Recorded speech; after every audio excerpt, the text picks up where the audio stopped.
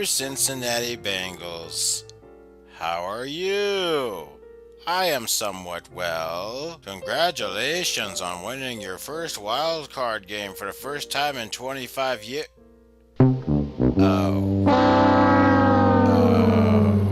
You big dummy, see what you did? Oh no, you big dummy! I have a confession to make. When you guys went 8-0, I went to Nevada in November and put some more money down on you guys to win the Super Bowl.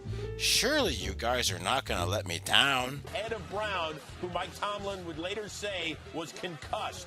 So that's a personal foul. And then Steelers outside linebacker rack. That's 30 yards in penalties on the Bengal on one play alone without the Steelers even completing a pass. Out his field goal kicker Chris Boswell for the winner. The Steelers are moving on.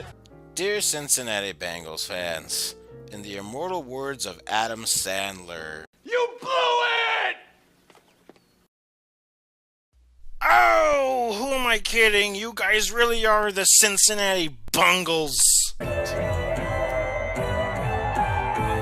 Welcome back to the Divisional playoffs, everybody. I'm Sir Charles Barkley, and I was 2-0 last week, while GF bungled his picks by going 0-2. Actually, I don't mind going 0-2. I told you guys last week, I picked the Vikings on purpose to jinx them so that they would lose. But even I had no idea it was going to work that well. But then again, I did have help from the Force. Right hand side. 27 yards.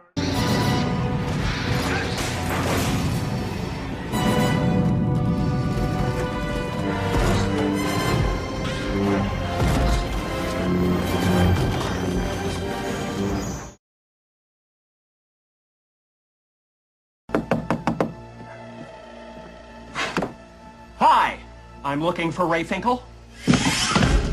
And a clean pair of shorts. Yeah, but your jinx also worked on the Bengals. So, GF, I guess that makes you like, what, 0-15 on wild card games the last 6 years? Actually, I wanted them to win. I mean, they were 8-0 at the beginning of the season. But then I forgot, they've never won a wild card game since George Bush was president. Not W, George Bush Sr. Ah, well, at least I nailed my Kansas City Chiefs pick last week. Dude, the Houston Texans didn't even score a single point. And get this, it was a home game for Houston. No points, 0.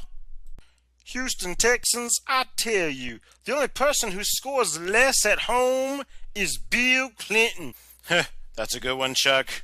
And what was up with Kirk Cousins always saying, you like that, you like that, you like that? Man, the last time I heard someone always keep asking, do you like that? It's usually a porn star. Oh man, now you gone done ruin the mood for everybody. Now it's time for our peak segment. We're going to do one lock and one upset, but also going to give advice on how they're going to win.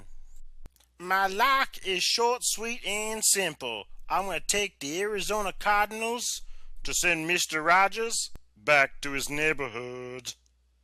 My upset of the season, the Kansas City Chiefs to win their 12th game in a row. The Chiefs done beat the Patriots before. They beat the crap out of them last season. And don't forget that the Chiefs injured Tom Brady in the 2008 season. This is kind of like rock, paper, scissors. Or like in Mega Man, when you get like one of those powers, like you get the bubble power to use on Heat Man, or the ice power to use on Shock Man, or nerd. My point is that the Chiefs are nowhere near that terrible, and the Patriots are just a teensy-weensy bit overrated. I don't give a rat's behind that they done win the Super Bowl last year. Face it, Patriots, you're gonna have to cheat again to stop the red-hot Chiefs. My lock is the Denver Broncos. Cuckoo Bird, you've been on the wrong side of a Steelers game like all this year. When you picked the Steelers to beat the Ravens, they lost. When you picked against them last week, you lost. When you picked the Chargers against them in Week 5, you lost. Well, then I'm overdue. Here's the dealio. If Peyton Manning and Brock Osweiler quit arguing with each other like they're a same-sex couple about to get a divorce, maybe they'd actually have a big chance to win. I mean, you got two damn good quarterbacks. Who gives a crap who starts and who finishes?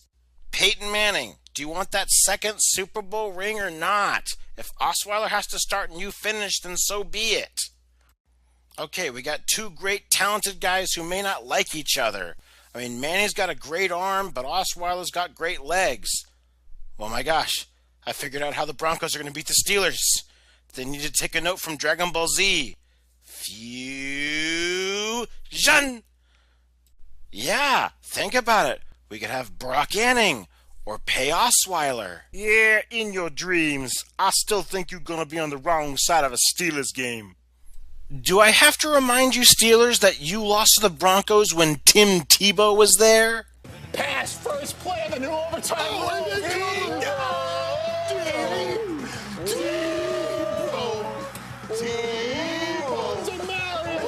And my upset is, of course, the Seahawks. Oh, no, wait. I want Panthers. No, wait. I want Seattle. No, wait.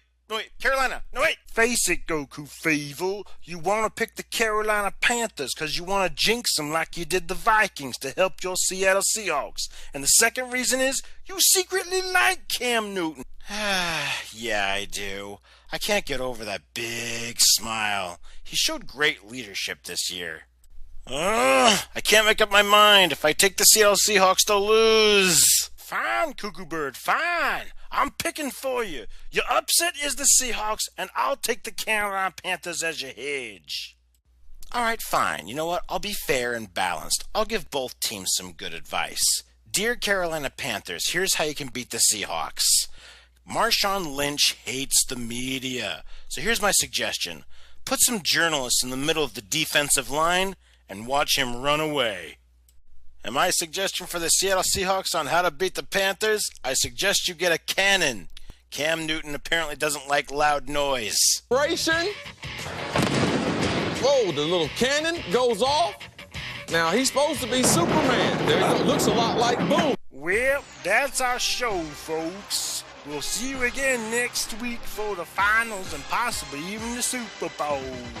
I am Sir Charles Barkley, and here's a little old nobody.